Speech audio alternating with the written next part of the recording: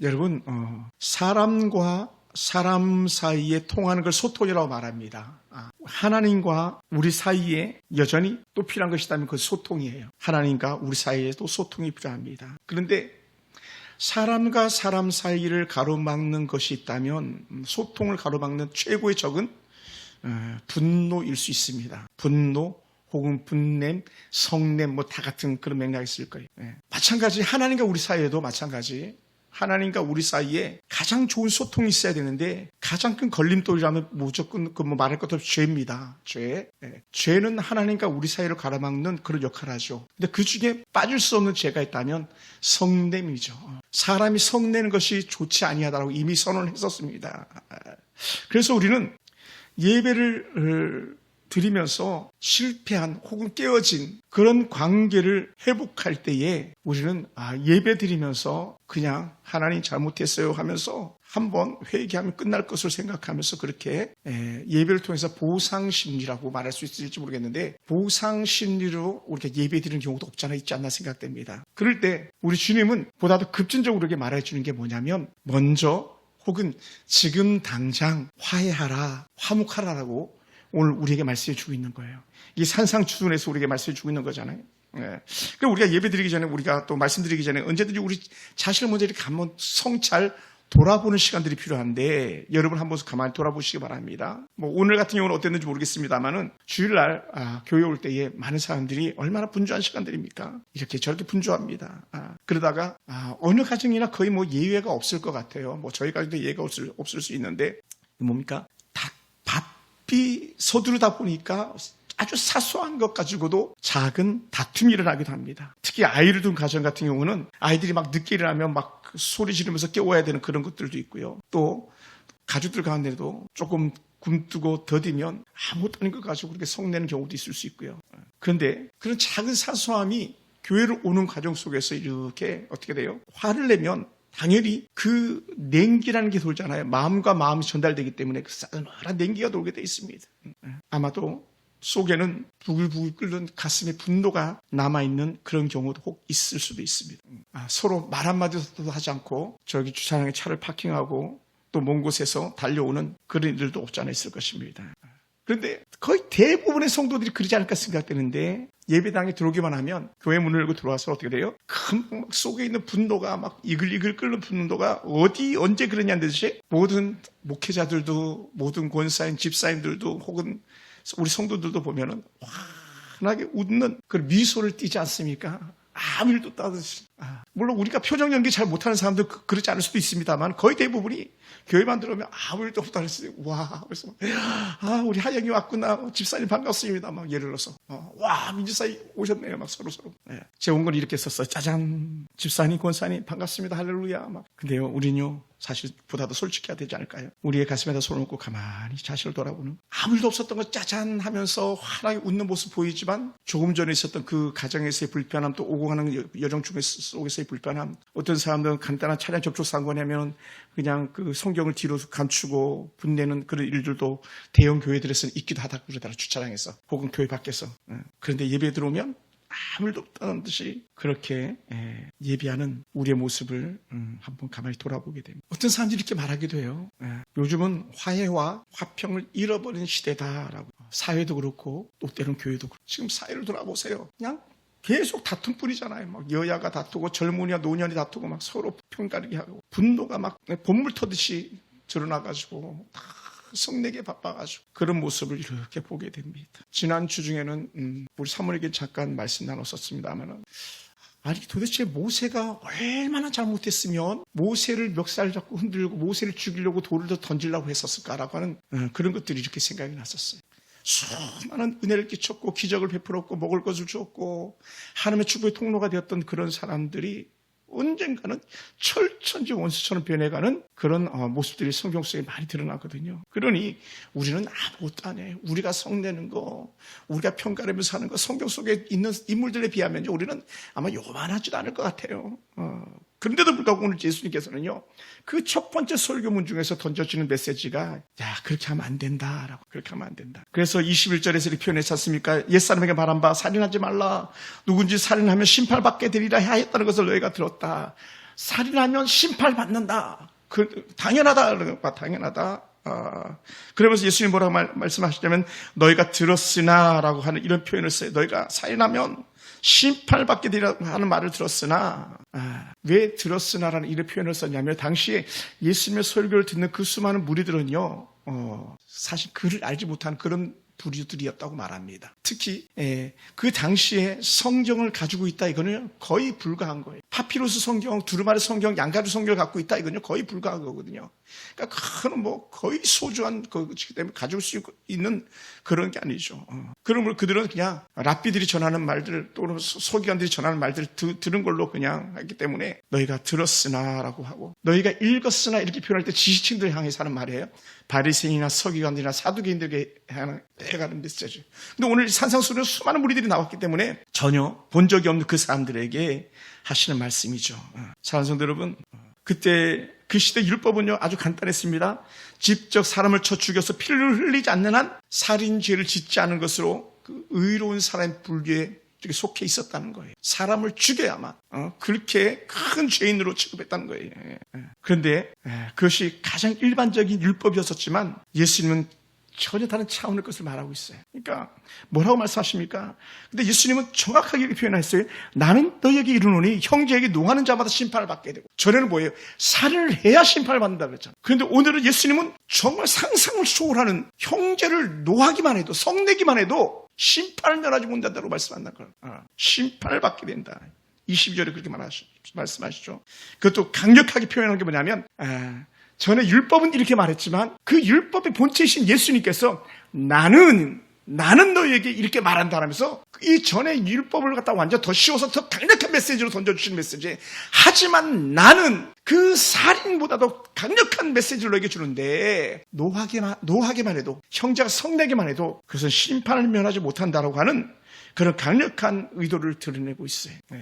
옛날 사람들은 칼을 들어서 사람을 찌르는 것만 살인이라고 여겼는데 지금은 사람들에게 마음만 찔러도, 마음만 아프게 해도, 조그만한 분노나 조그만 증오만 있게 해도 그것은 주님께서 하신 말씀은 살인의 이미 진짜 시작이고 그것이 살인이다라고 아주 강력하게 평가하고 있습니다.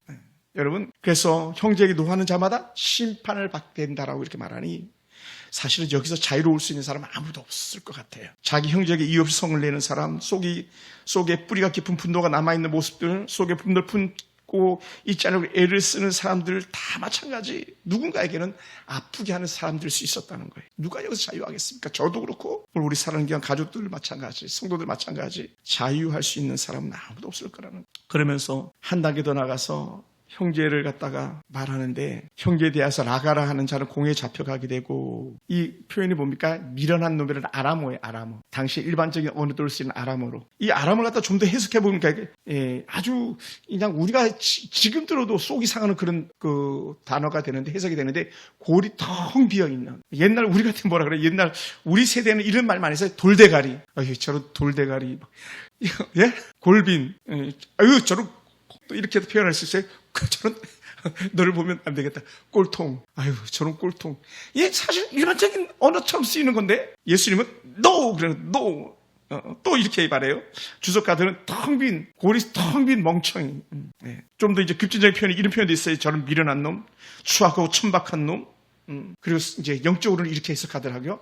하나님이나 부모님에게 반역하는 놈. 이거는 뭐 말도 안 되는 거죠. 어떻게 하나님에게 반역하겠어요? 부모님에게 반역하겠어요? 이건 죽어마땅한 거죠. 그런데 당시의 사람들은 이런 인격적인 모독적인 말을 하면서도 일상 언어가 돼 있었다는 거예요. 우리도 가끔 그러잖아요. 저런 바보. 최근에 저는 그렇게 욕하지 않는데 저런 바보, 저런 멍청한 놈 이렇게 얘기한다. 근데 사실은요, 받아들이는 사람은 그걸 심각하게 받아들이지 않아요. 왜냐하면 그보다 훨씬 심각한 욕들을 갖다가 세상 사람은 수많이 하고 있기 때문에. 정말 귀를 닫아야 될 욕들을 얼마나 많이 합니까? 그런데 주님께서는 그런 사람들이 받는 형벌을 갖다 이렇게 표현해요. 지옥불에 던져질 거라는 거예요. 지옥불에 들어갈 거다. 지옥불에 들어간다. 그 지옥불에 들어가는 그 참담함이 있을 거라는 거죠. 그러니까 우리가 분노나 모욕에 대해서 그냥 의식 없이 그렇게 행하는 것들이 얼마나 많이 있는지 모릅니다. 근데 우리는 너무 믿음이 좋은 목사, 믿음이 좋은 사목을, 믿음이 좋은 성도들이고 한데도 불구하고 우리는 하나님의 말씀을 너무 잘 알고 너무 잘 살아내고 있는데도 불구하고 우리는 그렇게 살아가고 있었던 사람들일 수도 있다는 거예요. 얼마나 우리가 비겁한 사람들입니까? 어찌 보면 성경이 무지한 사람들인지 모릅니다. 그러니까 오늘 우리가 사람들에게 야, 이 멍청아, 이런 바보야, 이렇게 말하는 들 갖다가 우리 이렇게 표현해요. 그 사람을 향해서 아무렇게나 짓밟아도 되는 것처럼 그렇게 말하는, 아무렇게 짓밟아도 되는 물건처럼. 최근에 나온 그런 무슨 드라마 있잖아요. 왜 넷플릭스에서 하는 학교 드라마 이런 데 보면은 아이들을 갖다가 완전히 그냥 사람 취급하지 않는 그런 일들이 있잖아요. 학교 안에서 일어나는 일들이잖아요. 얼마나 가슴 아픈 일들입니까? 아무렇게 함부로 해도, 쟤는 함부로 해도 되는 애, 저 목사님 함부로 되는 목사님. 예를 들어서 하나님은 그래 알았어, 지옥불에다 던져놓는다는 거. 너가 그렇게 생각했던 내가 너를 지옥불에다 던져버린다. 그러니까 이게 얼마나 우리 주님께서 강력한 메시지로 분노는 안 된다, 남을 무시해서는 안 된다, 이걸 우리에게 던져주는 거예요. 그러면요, 우리 같으면 어떻게 또 말하겠습니까? 목사님, 나도요 참을 만큼 참았어요. 목사님, 우리 애한테 참을 만큼 참았다니까. 남편한테 참을 만큼 참았어요. 목사님, 제가 목사한테 얼마나 참았는지 아십니까? 예를 들어서, 물론 그런 성도는 없지만 우리 교회는 근데 있기도 하거든요. 예전에 어떤 교회에서 제가 사역할 때는요, 당회를 하면은 늘 싸워요. 신나게 예배드리고 나서는 이부가 다툼이라면 예배 안 드린 것만도 못한 거죠, 어찌 보면. 얼마나 가슴 아픈 일입니까? 사랑하는 성도 여러분, 우리도 살다 보면 얼마나 화가 날 때가 많이 있어요. 부부간에 혹은 직장에서 또 학교에서 곳곳에서 우리는 분노할 일들이 많이 있습니다. 최근에 가장 많은 입방이 오르내리는 사람 중 한 사람이라면 뭐 축구대표 국가감독 홍명보 씨 같은 경우 막 얼마나 사람들이 막 저 감독 저거 어떻게 끌어내려야지, 지금 당장 내려야지 막 예를 들어서 막 대로 막 분노하잖아요. 근데 알고 보면요, 우리는 그보다 훨씬 더 악한 사람인데, 훨씬 더 무능력한 사람인데 우리는 항상 의로운 자리에 있는 거예요. 나는 괜찮은 사람이야, 막. 우리는 괜찮은 무리야, 막 이렇게 하면서 상대방을 사정없이 막 분노하는 것을 우리가 보게 되는 거예요. 사랑하는 성도 여러분, 살면서요 화를 전혀 내지 않고 살아가는 사람은 아무도 없을 거예요.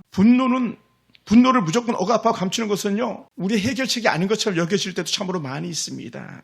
근데요, 놀라운 게 뭔지 아십니까? 제가 이렇게 사역하면서 이곳에 온 지 벌써 10년이 됐지만, 제가 우리 사모님하고 잠깐 얘기 나눈 적이 있었는데, 우리 교회 김효수 권사님이 화내는 걸요 단 한 번도 본 적이 없어요. 할렐루야. 또 우리 하영이한테 물어보자. 우리 둘째 하은이가 화내는 거 본 적 있어요? 한 번도 없어요. 그러니까 어찌 보면은 우리 권사님은 이렇게 표현이 될지 모르겠어요. 거의 신의 반열에 올라가 있는 듯한, 성령 충만. 그도 얼마나 화나는 일이 많았고, 막 못마땅한 일이 많았고, 하고 싶은 말이 얼마나 많았겠습니까만은, 단 한 번도 그렇게 화를 내는 것을 본 적이 없어요. 조교수 집사님 우리 교회 오신 지 한 3년 가까이 되셨죠? 집사님이 화내는 것도 한 번도 본 적이 없어요. 혹시 제가 여쭤볼게. 오늘 엄마가 나한테 전화했는데 얼마나 반가웠는지 몰라요? 우리 오연자 권사님이 화내는 거 본 적 있어요? 거의 없죠. 좋은 엄마를 두고 계신 거예요. 그러니까 형제가 이렇게 화목한 거예요. 왜냐하면 화목을 낳기 때문에요. 분노는 분노를 낳는 거예요. 종가득과 종두득도 콩 심은 데 콩이 나는 것처럼, 오이 심은 데 오이가 나는 것처럼. 그런데 오늘 예수님께서 왜 이렇게 말씀하실 수 있냐면, 너희들이 화를 내서는 안 된다, 너희가 분노해서는 안 된다고 말씀하실 수 있는 이유 중에 하나가 뭐냐면요, 예수님 당시 자체가 온유한 분이었기 때문에 그래요. 나는 마음이 온유하고 겸손하니 그랬잖아요. 여러분, 사람 앞에 내가 겸손하면요 화낼 게 없어요. 뭐만 있어요? 도와줄 것만 있는 거예요. 도와줄 것만. 그러니까 예수님께서 야, 내가 너에게 뭐 해줄까 막 그러신 거잖아요. 꽉 쥐어받고 싶은데도 그렇게 하지 않으시잖아요. 왜냐하면 그분은 온유하신 분이기 때문에 그래. 온유. 사랑하는 성도 여러분, 오래전에 좋은 믿음의 목사님입니다만 제가 자주 소개하는 분 중에 한 분인데, C.S. 루이스는 이렇게 말했어요. 참는 것은 화가 나지 않는 척 가면을 쓰는 것이 아니다. 아까 권사님 막 하면 교회 들어오면 집에서는 막 완전히 막 그냥 뭐랄까 막 그렇게 막 화통처럼 막 그렇게 하는데, 교회만 오면 권사님 오셨어요, 집사님 오셨어요. 그러니까 저 같은 사람 되게 조심해야 될 사람 중에 한 사람이에요. 왜냐면 저는 언제든지 가면 쓸 수 있는 그런 자리에 있어야만 하잖아요. 설교하면서 막 하기를 못하잖아요, 함부로. 물론 가로 했는지도 모르겠습니다만은. 그러니까 누구보다도 오늘 이 본문은요 제게 더 필요한 본문들이고, 저희 가족이나 우리 사랑하는 믿음의 성도들에게 더 필요한 본문인 거예요. 가정에서는 부모들에게는 혹은 아내들에게, 남편들에게 더 필요한 본문일 수도 있어요. 왜냐하면 우리는 남편을 그렇게 힘들게 하고, 자녀들을 힘들게 하고, 아내를 힘들게 하고도 가면 쓰고 길만 나가면 아무 일도 없었던 것처럼 안녕하세요 하세요 할 수 있는 사람들이니까요. 근데 본심은요, 속에서는요 분노가 차가지고 터지기 일보 직전에 화산처럼 그렇게 있는지도 몰라요. 베네수엘라에 7.8 지진이 터져가지고 막 지금 수십 명이 막 죽어나가고 있잖아요. 막 큰 건물들이 막 다 쓰러졌잖아요. 어젠가 그렇게 지진 나 있잖아요. 우리들의 마음이 막 언제든지 터질 수 있는 화산처럼 폭발할 수 있는 지진처럼 그렇게 있다면 이건요 덕이 되지 않는 거예요. 은혜가 되지 않는 거예요. 그래서 C.S. 루이스는 다시 한번 이렇게 말합니다. 그것은 상한 감정을 가지고 십자가 앞으로 나아가 그곳에서 내 자존심을 죽이고 화해의 길을 선택하는 용기다라는 거예요. 용기. 잡는 것은 화해의 길을 선택하는 용기다. 다른 말로 화해하라. 화해하라. 예수님도 마찬가지예요. 화해해라. 용서해라 라고 하는 게 용서해라. 기도로 우리가 녹여내고 기도했으면 어떻게 돼요?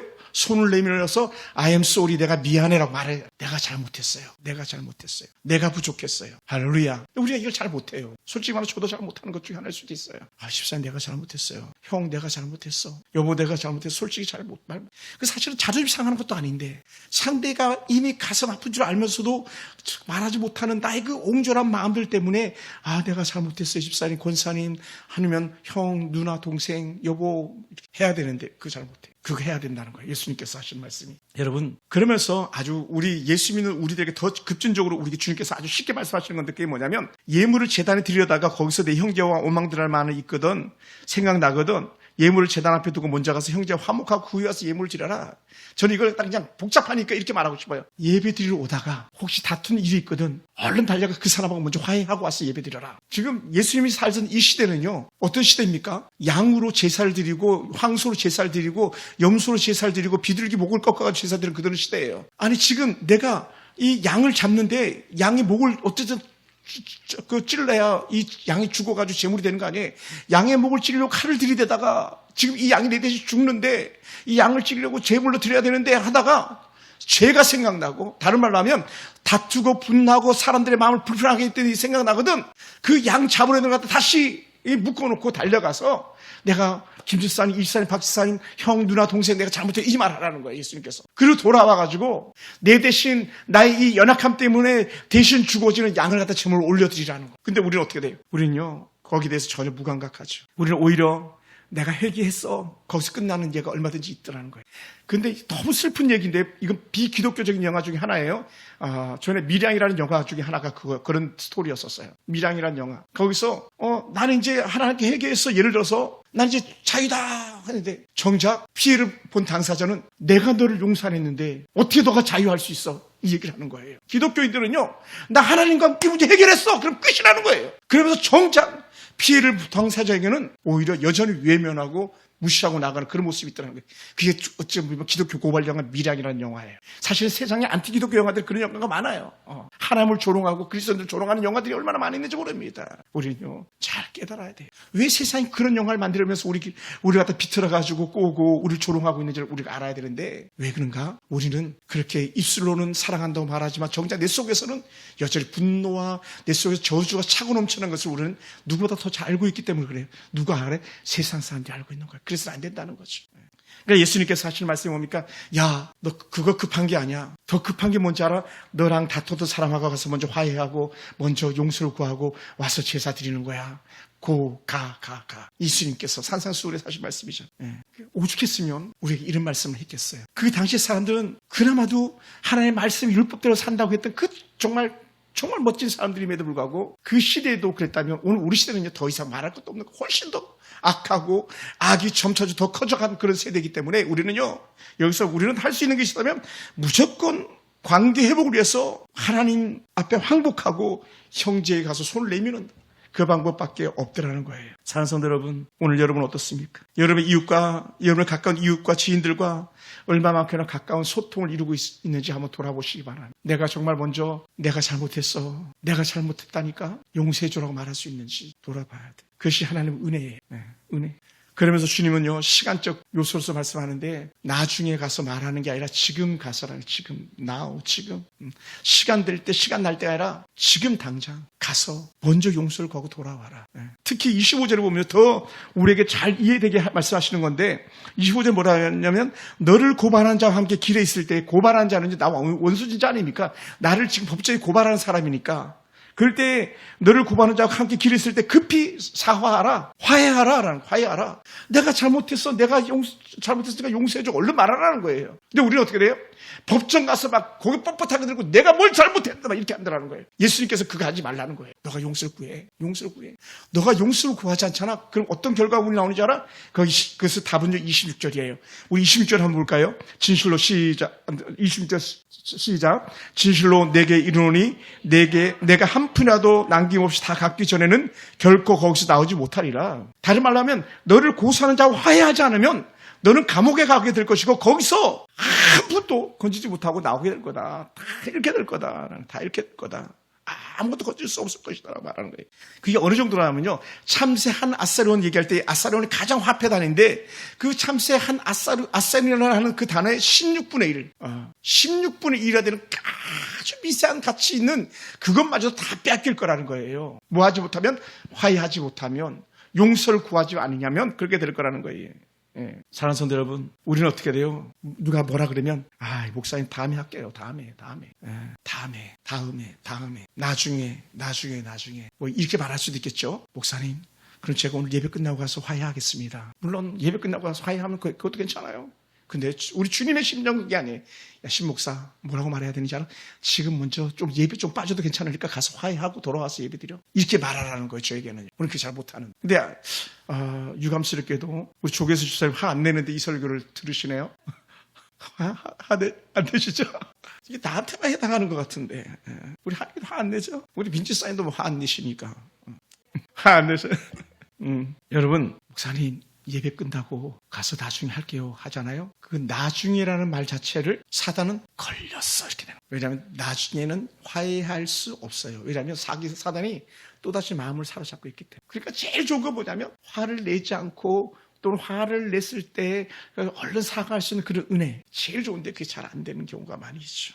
절대로요. 우리는 그렇게 살아서는 안 되는. 제가 설교를 이렇게 쭉 준비하면서 이런 마음이 들었어요. 용서하지 않는 것은요, 잔에 독이 들어있는 잔을 갖다가 자기가 마시는 거예요. 문제는 뭔지 아세요? 이 잔에 독이 있는 줄 알면서도 마시는 거예요. 왜? 내가 차라리 죽으면 죽었지 나는 목사님 그 말 못합니다. 이런 거예요. 그러니까 우리 사람이 얼마나 완악한 거예요. 강팍한 거예요.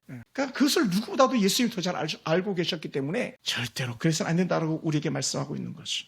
사랑하는 성도 여러분, 예수님 어떠셨습니까? 우리가 잘 아는 예수님은요, 십자가에서 밑에 있는 그들 때문에 십자가를 치는데도 불구하고 조롱하고 침뱉고 희롱거리로 삼잖아요. 그런데도 불구하고 예수님은 그들에게 분노하지 아니하시고 오히려 마음을 여시고 아버지여 저들의 죄를 용서해달라고 하는 그 사죄의 용서의 기도를 드리잖아요. 용서의 기도를 드리잖아요. 그러니까 예수님은 품을 수 없는 게 아무것도 없는데 우리는 너무 작아가지고 그것도 너무너무 연약해가지고 품지 못하고 살아가는 그런 모습이 우리 속에 얼마나 많이 있는지 모릅니다. 사랑하는 성도 여러분, 오늘 이곳에서 혹시 여러분 속에 내가 용서해야지 혹은 용서받아야 될 부분들이 있다면 가서 용서하시는 은혜가 있기 원합니다. 왜냐하면 용서하는 건요, 내가 용서를 구하는 것보다 더 고통스러울 수 있어요.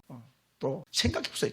자기 아들을 죽인 자를 무슨 수로 용서하겠어요. 근데 사랑이 원자탄 손양호 목사님은 자신의 아들을 쏴 죽인 그 자를 갖다가 자기 양아들 삼았잖아요. 그것도 하나도 아니고 둘을 죽인 아들을 갖다가 아들을 둘을 죽였는데 그 죽인 아이를 갖다가 자기의 양아들 삼았잖아요. 그만큼 뭐예요? 하기 어려운 일을 행하셨기 때문에 얼마나 사람들이 그 모습이 감동됐으면 사랑의 원자탄이라는 그 별명까지 지어줬겠어요. 오늘 우리는요, 사랑의 원자탄은 안 되더라도 작은 성냥개에 불을 일으키는 아주 조그만한 불길이라도 좋으니까 우리는 그렇게 사랑해보고 살아간다면 얼마나 좋겠습니까?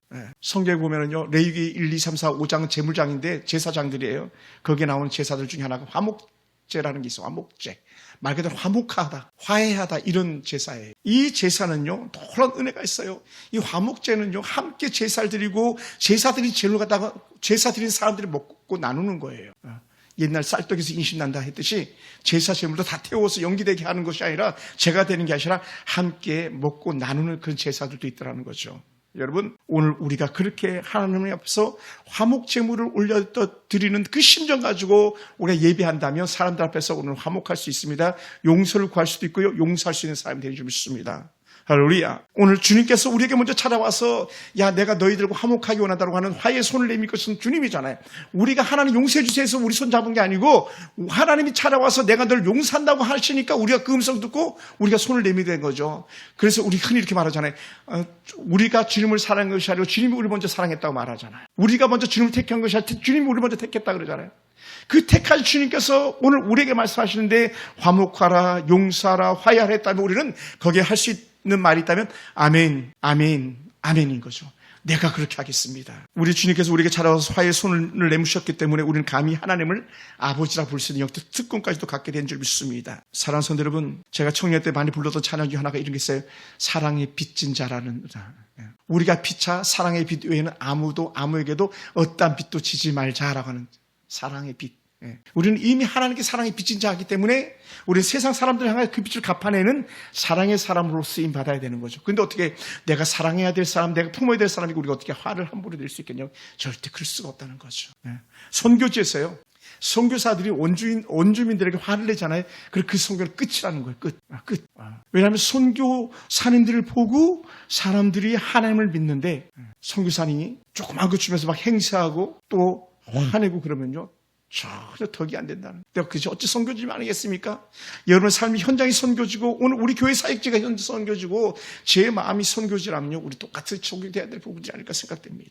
왜냐하면 우리가 바로 사랑의 빚진 자이기 때문에 그렇습니다. 그래서 사랑하는 성도 여러분, 여러분의 심장에다가 깊이 있게 막 각인을 하시기 바랍니다. 새기시기 바랍니다. 내가 내 집에서, 내가 내 직장에서, 내가 내 교회 안에서, 내가 또 이 나라 민족을 위해서 나는 화목 제물이 되겠다. 화해자가 되겠다라고 하는 그런 마음을 갖게 되기 원합니다. 그래서 어떤 사람이라도 손 내밀 수 있는 그런 사람이 되길 원합니다. 지금은 손해보는 것 같을지라도 차라리 손해보는 게 낫지. 왜냐하면 화목을 위해서는 주님께서 그렇게 살라고 말씀하셨기 때문에 우리는 손해보는 게 낫지 않겠습니까? 여러분, 그래서 우리는요 때로는요 미안하다고 말하고 고맙다고 말하고 사랑한다고 자주 말할 수 있는 그런 사람들이 되길 주님을 축원합니다. 그것이 나중에가 아니고 지금 그렇게 하라라는 거예요. 지금 그렇게 하라. 우리가 드리는 이 예배 가운데 하나님께서 우리가 그렇게 화목의 제물을 드리겠다고 말씀하면서 내가 가서 먼저 용서를 구하겠습니다로 그렇게 고백하고 있다면 주님께서 이제 춤을 추면서 기뻐하실 거예요. 우리가 드리는 예배를 정말 기쁘게 받으실 줄 믿습니다. 할렐루야. 사랑하는 성도 여러분, 오늘 우리가 그랬으면 좋겠어요. 하나님, 내가 먼저 화목 제물 되겠습니다. 내가 먼저 용서하는 사람 되겠습니다. 그러면서 한마디 툭 또 던져 사실 말씀이 뭐냐? 하나님, 나도 용서받는 죄인이 되게 해주시옵소서. 누구에게? 때로는 아내에게, 남편에게, 자녀에게, 혹은 부모에게, 이웃에게, 저 같은 목회자는 성도들에게 저도 용서받아야 될 사람이죠. 제가 얼마나 연약함이 많습니까? 성도들 힘에 겪겠습니까? 그런 사람들에게도 저는 언제든지 하나님 잘못했습니다. 또 때로는 집사님, 권사님 잘못했습니다라고 말할 때에 그게 우리가 살아가야 될 영적 도리가 아닐까 생각됩니다. 오늘 말씀을 마무리합니다. 예수님께서 하셨던 말씀. 원망 들을 만한 일이 생각나거든. 예물을 제단 앞에 두고 먼저 가서 형제와 화목하고 그 후에 와서 예물을 드리라라고 하는. 먼저 화목하고 와서 예배를 드리라고 하는 이 말씀에 우리가 귀를 기울이기 원합니다. 우리는 모판에 모를 심듯이 습관적 예배자가 아니라 정말 하나님을 사랑하는 마음 가지고 형제와 자매와 교회를 사랑하는 마음 가지고 예배한다면 우리는 얼마든지 화목의 손을 내밀 수 있는 또 화목의 손을 받아줄 수 있는 그런 사람들이 되길 주로 축원합니다. 또 그런 사람들이 간절히 원합니다. 우리 교회가 또한 저와 여러분의 모든 성도들이 그렇게 살아갈 수 있기를 주로 축복합니다. 한번 기도하겠습니다.